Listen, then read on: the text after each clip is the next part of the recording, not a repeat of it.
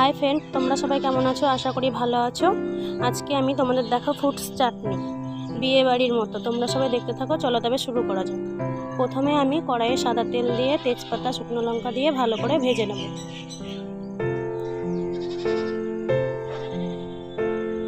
ভাজা হয়ে গেলে আমি পরিমাণ মতো চিনি দিয়ে দেব। চিনিটা একটু নাড়াচাড়া করে পরিমাণ মতো জল দেব।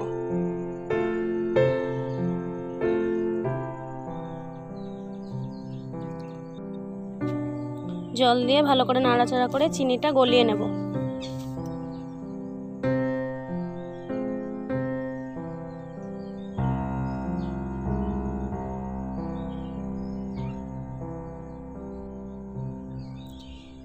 চিনিটা গলানো হয়ে গেছে।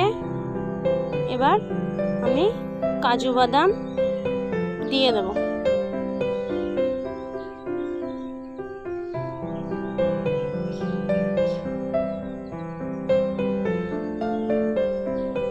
ভালো করে নাড়াচাড়া করে নেব।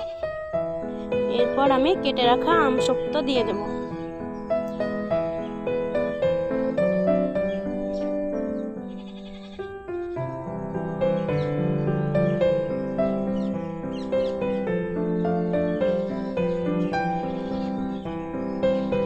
ভালো করে নাড়াচাড়া করে এবার আমি নামিয়ে নেব। এটা ভালো করে ঠান্ডা করে নেব। এটা ঠান্ডা করে কিন্তু দিতে হবে। এবার আমি উপকরণগুলো দিয়ে দেব। প্রথমে আমি বিচন বার করে নিয়েছি খেজুরগুলো, এবার দিয়ে দেব। কেটে রাখা আপেল,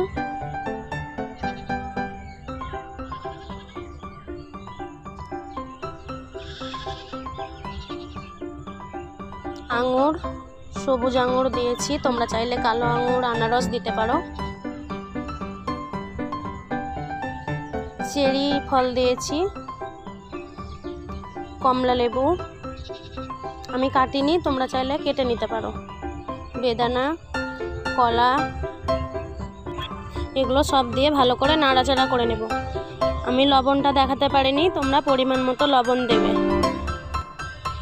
এরপর আমি অল্প একটু এলাচ থেতো করে নিয়েছি, এবার দিয়ে দেব।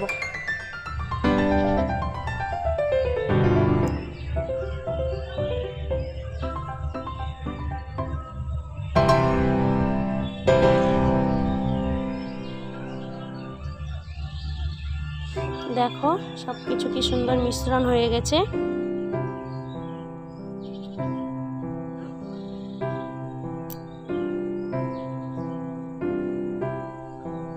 এরপর আমি পাতিলেবুর রস দিয়ে দেব। তারপর আমি ভাজা মশলা 1 চামচ দিয়ে দেব। ভাজা মশলাটা আমি দেখাতে পারিনি, আমি অন্য একদিন দেখাবো। ভালো করে নাড়াচাড়া করে নেব। ভালো লাগলে অবশ্যই লাইক, কমেন্ট, শেয়ার করবে।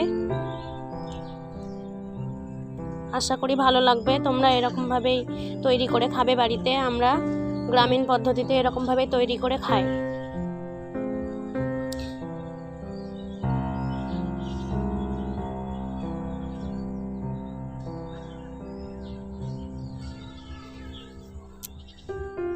উপকরণগুলো কিন্তু ঠান্ডা করে দিতে হবে।